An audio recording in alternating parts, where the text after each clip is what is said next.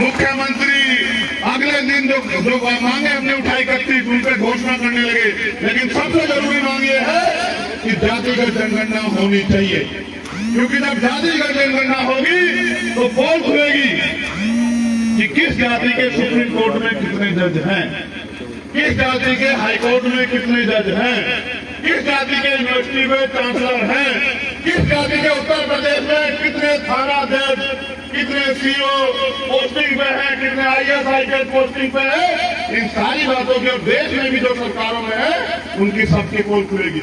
ये किसकी जाति के कितने केंद्रीय सचिव हैं, किस जाति के राज्य सचिव हैं, ये सारी पोल कब खुलेगी। कौन स्टेट में भ्रष्ट व्यवस्था बना रहा है। हमारे लोग तो सचिवालयों में अगर हैं भी तो उन पदों में बिठा रखे हैं कि वो बेचारे कलम भी नहीं चला सकते, फाइलें उठाने में लगे हुए कर्मचारी हमारे दलित पिछड़े आदिवासी समाज के माइनॉरिटी के लोग कर्मचारी, इनके लोग बैठे हुए बड़े पैमाने जिनकी सरकार है। अभी मैं गया गोरखपुर, नीरज भाई मैंने डाटा मंगाया 30 से ज्यादा शायद थाने हुआ और 28 से ज्यादा 2 जातियों के थानाध्यक्ष, 28 से ज्यादा, और जातिवाद हम कर रहे हैं। और हमारे लोग धर्म के नाम पे उनको वोट दे रहे हैं, बाद में कह रहे हैं साहब हमें जूते मार रहे हैं। भाई जब आप उनको वोट दोगे तो आपको जूते नहीं मारेंगे, बताओ। ये हालत है। मैं आपका गौर करना चाहता हूं इस बात पे। सबसे ज्यादा शोषण हम पे तब होता था जब इस देश में संविधान नहीं, और उस समय के जो हमारे लड़ाका महापुरुष थे उन लोगों ने उस शोषण के खिलाफ आवाज उठाई और संकल्प लिया और ठान के इस लड़ाई को लड़ा। और देखो आज हमारे पास अवसर है, आज हम कुछ हो रहे हैं, आज हम वोट देते हैं, आज हम हवाई जहाज में घूमते हैं, आज हम बस में जाते हैं, ट्रेन में जाते हैं, अपनी गाड़ियों में घूम रहे हैं, हमारा मन चला है। ये सब हुआ संकल्प के कारण। लेकिन क्या उसके बाद हम लोग संकल्प लेने की स्थिति में नहीं है। आज का जो नौजवान इस अपमान को महसूस करता है, उस अपमान को दूर करने के लिए वो क्या तैयारी कर रहा है। अगर तैयारी करनी है तो ये करो कि किस तरह से इस देश की राज व्यवस्था पे हमारे लोग काबिज हो, क्योंकि जिनका राज होता है उनकी बहन बेटियों के साथ कोई अत्याचार नहीं करता। जिनका राज होता है वो किसी से कुछ नहीं मानते। जिनका राज होता है उनको नया अत्याचार अपमान नहीं सहना पड़ता। आज भी देश में जातिवाद उसका आलम यह है कि आज भी घोड़ी पे चढ़ने पे, मूछे रखने पे, पानी पीने पे, तमाम तरह की सुविधा हासिल करने पे आज भी अपमान होता है। आज भी हालात वही के वही है। तो बताओ इस देश में मानसिक रूप से क्या बदला 70 सालों में। मैं भी गया दोबारा से, हमारा एक साथी किशन लाल यादव बागरी 12 तारीख के आंदोलन में उनकी जान चली गई। मैं उनके घर गया। मैं अपने लोगों से कहना चाहता हूँ, देश का आजाद लोग 75 साल से ज्यादा हो चुके हैं। देश में लोकतंत्र आए 70 साल से ज्यादा हो चुके हैं। जब मैं उनके घर गया तो मैंने देखा कि उनका घर कच्चा है, उनका घर कच्चा है, मुझसे नहीं रहा गया। मैंने अपने साथियों कहा कि जब तक इस प्रदेश में सबके घर पक्के नहीं हो जाते हम लोग चैन से नहीं बैठेंगे। इस आंदोलन की शुरुआत हमने गांधी जी महाराज जी की जयंती में कल की है। हमने अपने साथियों से कहा, गांव के साथी वहां काम करते हैं, हमने उनसे कहा कि 1 महीने में हर गांव का डाटा तैयार करो और जितने कच्चे मकान हैं उन सबको कहो कि हमारा वादा है कि बिना सरकार के दबदबे छीन के हम आपके पक्के मकान बनवा के दिखाएंगे। ये हमारा वादा है। इसके लिए हमने तय किया कि जैसे हम पे डाटा आ जाएगा हम जिले वाइज सम्मेलन करके सरकार को अल्टीमेटम देंगे, और अगर नहीं मानी सरकार, नहीं चुना सरकार ने, तो फिर भोपाल का घेराव करके मुख्यमंत्री को बताने का काम करेंगे कि हम जिंदा कौन। हम यहाँ इंतजार नहीं करेंगे। हमने सदियों इंतजार किया कि हमारी जिंदगी में जो परेशानियां उनके हल के लिए कोई कुछ करे, लेकिन किसी ने नहीं किया। आज भी आपकी लड़ाई आपको खुद लड़नी पड़ेगी। मैं अपनी बात रखी चला जाऊं और आप अपने घर में पढ़ के सो जाओ, इससे आंदोलन कामयाब नहीं होगा। अगर आप कामयाब करना चाहते हैं तो जो जाति व्यवस्था उन्होंने बना के हमें बाहर ले जाकर काम किया, उस जाति व्यवस्था से बाहर निकल के भाईचारा बनाने का काम करो, तब जाके परिवर्तन होगा इस देश में। उन्होंने हमें बांटा अपने मकसद के लिए, अपने फायदे के लिए। हम लोग एकजुट नहीं है और एकजुट होने का प्रयास भी नहीं करिए। हमारी नालायकी। जब हम इतने बढ़िया बात भाषण देने लगे, इतना आप समझदार हो गए, डॉक्टर इंजीनियर IAS IPS बनने लगे हैं, तो हम ये क्यों नहीं समझ पा रहे कि एक ही प्रक्रिया से पैदा होने वाले बच्चे की जाति अलग अलग कैसे हो सकती है। इंसान की एक ही जाति है, वो इंसान है, उसका धर्म एक ही है, वो इंसानियत है। और भारत में अगर सबसे बड़ा ग्रंथ कोई है जो मानव को समान अवसर, सम्मान, स्वाभिमान का जीवन देता है, तो बाबा साहब अम्बेडकर द्वारा लिखित इस आजाद भारत का संविधान है, जो इंसान को इंसान का पहचान देता है। तो मैं आपसे कहना कि हम एक प्रयास कर रहे हैं संयुक्त रूप से कि दलित, पिछड़े, आदिवासी और माइनॉरिटी के लोगों में भाईचारा बने। इस भाईचारे की जो भी कीमत चुकानी पड़े उसके लिए हम लोग तैयार हैं। लेकिन मैं आपसे भी कहता हूं, जो नीचे काम कर रहे हैं हमसे साथी हमारे, कि वो भी जमीन पे भाईचारे को बनाने का काम करें, क्योंकि जब तक इस देश में भाईचारा नहीं बनेगा तब तक आपके अंदर बल पैदा नहीं होगा। जब तक बल पैदा नहीं होगा तब तक आपकी समस्याओं का हल नहीं होगा। इस देश में आपके पास दो रास्ते हैं, या तो हाथ फैलाओ या फिर हाथ ताकत और इकट्ठा मुट्ठी बनाओ और अपने अधिकार ले लो। आपको फैसला करना है, आपको क्या करना है। ये मैं एकता बनाने के लिए प्रयास करूंगा, मैं और मेरे साथी ये हमारी एकता को तोड़ने के लिए काम करेंगे। आपके जमीन पे आप लोग नीचे रहते, गाँव में, कस्बों में, गलियों में, आपकी जिम्मेदारी है कि वो एकता टूटनी नहीं चाहिए। ये झगड़े कराएंगे, फसाद कराएंगे, झूठ बोलेंगे, गुमराह करेंगे, आरोप लगाएंगे, आपकी जिम्मेदारी है कि मेरे होने वाले सीधे साधे समाज के लोगों, अब तो अपनी जिम्मेदारी को समझो, एकजुट हो जाओ, अपने भाई का हाथ पकड़ो, उसकी टांग मत खींचो। अगर आज भी ऐसा नहीं करोगे तो वो दिन दूर नहीं कि जब इस देश के संविधान को ये लोग कुचल के आपको और मुझको जानवरों जैसा जीवन जीने के लिए वापस उस अंधियारे में लेके जाएंगे। क्या आप उस जीवन को जीने के लिए तैयार हो? जवाब दो मुझे, क्या आप उस जीवन को जीने के लिए तैयार हो? नहीं हो तो उस जीवन को वो दिन आ जाए तो उसको रोकने की क्या तैयारी है आपकी? क्या जयंती बना के रोक लोगे? क्या जय भीम का नारा लगा के रोक लोगे?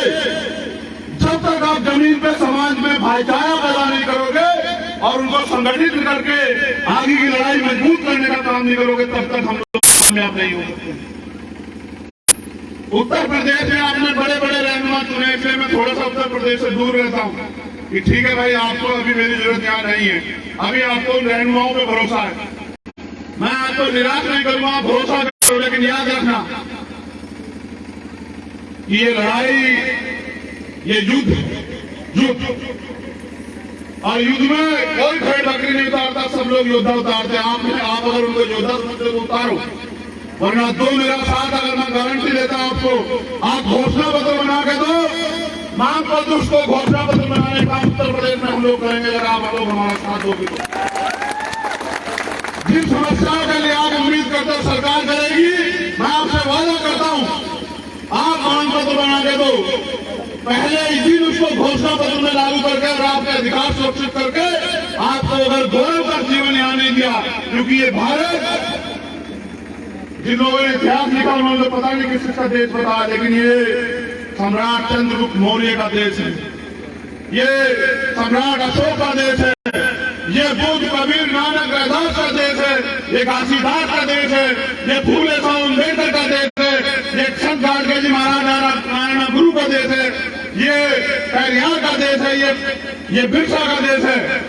और उनका इतिहास आप पढ़ो, वो हमारे पूर्वज हैं। मैं सम्राट अशोक का वंशज होने के नाते ये वादा करता हूं कि मेरी भी और आपकी जिम्मेदारी है कि जब तक दोबारा से भारत सम्राट अशोक के सपनों का भारत नहीं बन जाए, तब तक हमें रुकना नहीं चाहिए। साथियों, इतिहास याद करेगा, हर व्यक्ति का हर संघर्ष का इतिहास लिखा गया, इस संघर्ष का भी इतिहास लिखा जाएगा। सवाल मुझ पे भी होगा, आप पे भी होगा, और सवाल ये पूछा जाएगा कि जब इस देश को बांटने, खत्म करने, इस देश के वंचितों के अधिकारों को छीनने काम वहां की सरकारें कर रही थी, तो उस समय ये समाज के जो जागरूक लोग थे वो क्या कर रहे थे? अगर पैसा और परिवारवादी पैमाना है तो फिर मेरे जैसे लोगों की जरूरत नहीं है आपको। अगर संघर्ष पैमाना है तो बताओ कि अगर एक भी आंदोलन लड़ाई में मैंने आपको निराश किया हो तो बताओ। 69,000 शिक्षक भर्ती का मामला था, 4 दिन मेरे भाई गवाए, आर पटेल जी का 4 दिन में वही जमीन पे उस संघर्ष को करता रहा और हमने मजबूर किया मुख्यमंत्री को गलती मानने के लिए कि आरक्षण में घोटाला हुआ। घोटाला 20,000 करोड़ का हुआ था। 20,000 दलित पिछड़ों के घरों में नौकरी जाती। फिर मुख्यमंत्री का 6,68 करीब है, लेकिन वो 68 भी नहीं दिए। न्याय यह है कि वो 68 नियुक्ति देते मुख्यमंत्री, और जिस शिक्षा मंत्री ने भ्रष्टाचार किया था उसने 420 का मुकदमा लिखे उसको जेल भेजते। वो मंत्री ऐसा ना है और वो 20,000 बच्चे खून के आंसू रो रहे हैं। और जब मांगने गए इनके कार्यालयों पे तो मेरी बहनों पर लाठी चलाने का काम ये सरकार करती है। इस सरकार का हिसाब किताब सारा रखा है हम लोगों ने। जिस दिन हम लोगों के हाथ में ताकत होगी सरकार के लोगों का पूरा हिसाब किताब करेंगे, मेरा वादा आप लोग। अगर नहीं आपके हाथ में ताकत होगी तो ये होगा आपके अधिकार आपके और मिलेंगे उनको, छिन जाएंगे अधिकार जो आज हो रहा है। जागरूक लोग होते ये कहने के लिए मैं बाराबंकी आया हूं कि अगर मुत्तहिद रहोगे, एकजुट रहोगे, मिलके चलोगे तो स्वाभिमान सम्मान का जीवन और अवसर का जीवन मिलेगा। और अगर भटके रहोगे तो वो दिन दूर नहीं कि गुलामी की बेड़ियां आपके पैरों में और गले में होंगी, मेरे भी होंगे आपके साथ। क्या आप उन बेड़ियों को गले में डलवाने के लिए तैयार हो? जो स्वाभिमान सम्मान का जीवन मिला है इसको खत्म करवाने के लिए तैयार हो? तो फिर अपनी एकता को मजबूत करो, भाईचारा पैदा करो और अंधविश्वास नाफरमान से दूर होके अपनी लड़ाई को जमीन पे लड़ने का काम करो, संगठन को मजबूत करो, भाईचारा बनाओ। और जो नौजवान लोग आयोजक मैं उनको भी कहना चाहता हूं,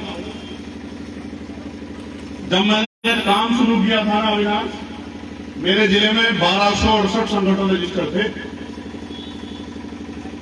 डॉक्टर बाबा साहब अम्बेडकर, फूले साहू, व्यादास कबीर के नाम पे 1268, और उन 1268 में से 12 भी समाज का काम नहीं करते। हमें ये कहा जाता है राजनीति बहुत बुरी चीजें से दूर रहना चाहिए। आप बताओ अगर राजनीति बुरी चीज है तो हमारा आदमी प्राइम मिनिस्टर क्यों नहीं बना देश में? फिर वो प्राइम मिनिस्टर वही क्यों बन रहे भाई? अगर बुरी चीज है सब कुछ तो राजनीति से तैयार रहा है। जो जज फैसला देते हैं वो राज्यसभा के मेंबर हो जाते हैं, आयोग के चेयरमैन हो जाते हैं। आपको नहीं दिखाई दे रहा है क्या? जो नौजवान समाज के लिए कुछ करना चाहते हैं, जिनके दिल में आग लगी है, उनको आंदोलन में सीधी तैयारी करनी चाहिए। मैदान सज चुका है, समय इंतजार नहीं करेगा। जिसके दिल में आग है, जो चाहता है कि हम स्वाभिमान सम्मान के साथ जिए, उनको इस संघर्ष को, चुनौती को स्वीकार करना चाहिए। क्योंकि ये बाराबंकी की धरती है। यहां मेरे जैसे प्राइमरी स्कूल के हेडमास्टर के बेटे को भी सम्मान मिलता है, तो मुझे ऐसी उम्मीद है कि यहां संघर्ष करने वाले लोगों को भी आप लोग सम्मान दोगे। मैं यहां संघर्ष करने वाले अपने सभी साथियों से कहता हूं, वो किसी भी दल संगठन में हो। मैंने एक कहानी पढ़ी थी बहुत दिन पहले कि जब जंगल में आग लगी थी, एक जंगल में जब आग लगी तो उस जंगल में एक ऊंचे स्थान पे जगह थी, जैसे ये जंगल और ये स्टेज जो है, एक ऊंचा स्थान था जो एक दूसरे के जन्मजात विरोधी होते हैं। सांप और नेवला, बिल्ली और चूहा, शेर और शेर, वो भी एकजुट होके उस ऊंचे स्थान पे चले गए, इस बात को मानकर कि पहले जान बचा लेते फिर लड़ लेंगे आपस में। लेकिन उन जानवरों को समझ आया, लेकिन मेरे लोगों को समझ नहीं आया कि भाईचारा बहुजन समाज में बनना चाहिए। जानवरों को यह समझ आया कि हम एकजुट होकर ही आज का जो आंदोलन, आज का जो संघर्ष चल रहा है उससे लड़ सकते हैं। लेकिन मेरे समाज को समझ नहीं आ रहा इन बहुजन समाज को, इसलिए इनका भाई होने के नाते बताने के लिए आया हूं कि एकजुट होकर अपनी लड़ाई को लड़ो और आपस में प्यार पैदा करो। वो भी नफरत बांट रहे हैं, आप भी नफरत बांटोगे, बताओ लड़ाई कैसे लड़ी जाएगी। बहुत बहुत शुक्रिया, बहुत बहुत धन्यवाद, आभार आप सबके लिए, मंगल कामना। ये उम्मीद कि मेरे जाने के बाद आप लोग घर में पड़ के नहीं सोओगे, आप लोग मैदान में निकल के काम करोगे और लोगों को जोड़ने का प्रयास करोगे, भाईचारा बनाने का प्रयास करोगे, अपने जीवन को कुर्बान